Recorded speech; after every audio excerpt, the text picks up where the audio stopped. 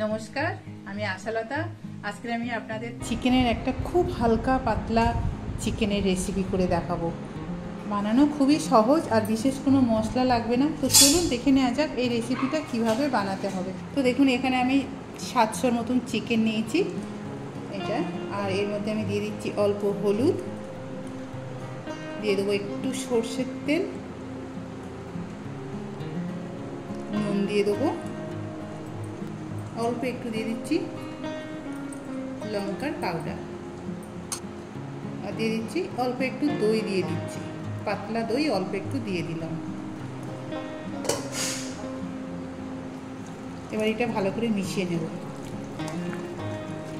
এই সর্ষের তেলটা দিলে চিকেনের যে একটা ব্রয়লার মুরগির যে একটা গন্ধ থাকে, এই গন্ধটা থাকবে না। আর দই দিলেও আপনারা পারলে লেবুর রস দিয়েও এটা মিশিয়ে নিতে পারেন। এটা খুব ভালো করে মিশিয়ে নেব। এটা মেশানো হয়ে গেছে। এটা ঢাকা দিয়ে আধ ঘন্টা রেখে দেবো। এবার চিকেন বানানোর জন্য আমি এখানে কড়াইয়ে গরম করে নিয়েছি, নিয়ে সর্ষের তেল দিয়ে দিচ্ছি। কম করে সর্ষের তেল দিলাম, অল্প একটু জিরা দিচ্ছি, একটা গোটা লঙ্কা দিচ্ছি, একটা তেজপাতা। এবার আমি দিয়ে দেবো পেঁয়াজ দিয়ে দেবো। এখানে আমি দুটো পেঁয়াজ কেটে নিয়েছি বড় বড় সাইজের, এটা দিয়ে দেবো।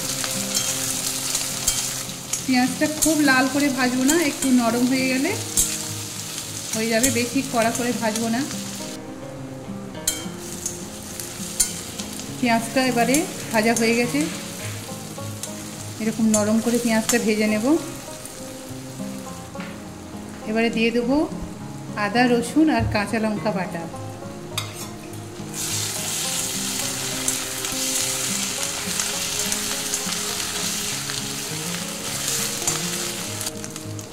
আর দিয়ে দেবো একটু কাশ্মীরি চিলি পাউডার, দিলে কালারটা খুব ভালো হবে। একটু হলুদ পাউডার দিচ্ছি, আর অল্প একটু ধনে পাউডার। আর বিশেষ মশলা রাখবে না।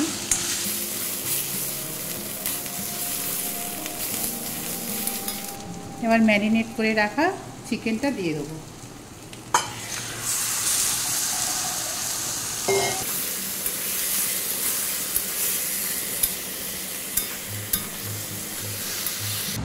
এবারে আমি আলুটা দিয়ে দেবো। এখানে আমি দুটো মিডিয়াম সাইজের আলু নিয়েছি, এটা দিয়ে দিচ্ছি।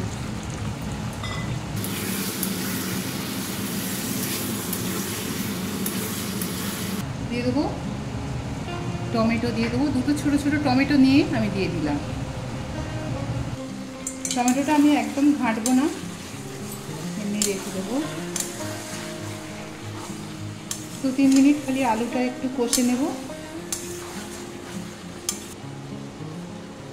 নুন দিয়ে দেবো স্বাদ মতো। আগে ম্যারিনেট করার সময় নুন দেওয়া ছিল, সেই মতন নুনটা দিতে হবে।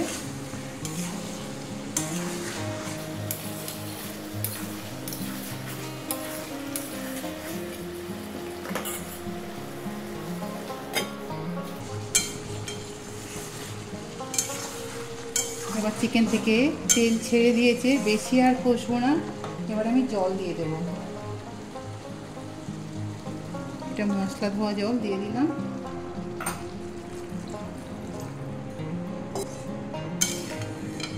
এবার এটা ভালো করে সিদ্ধ করে নেব।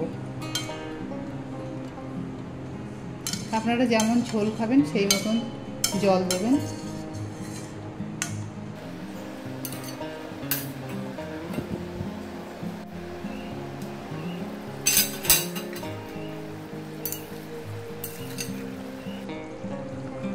আলুগুলো খুব সুন্দর সিদ্ধ হয়ে গেছে। এবারে আমি দিয়ে দেবো কটা কাঁচা লঙ্কা, আর দিয়ে দেবো একটু গরম মশলা। এবার এটা নামিয়ে নেব।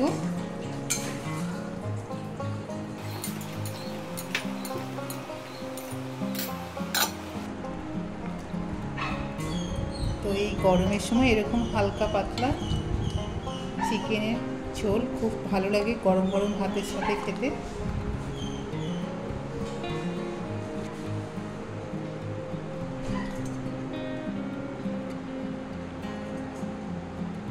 তো আমার এই রেসিপিটা আপনাদের কেমন লেগেছে আপনারা অবশ্যই কমেন্ট করে জানাবেন। আশা করছি এই রেসিপিটা আপনাদের ভালো লাগবে।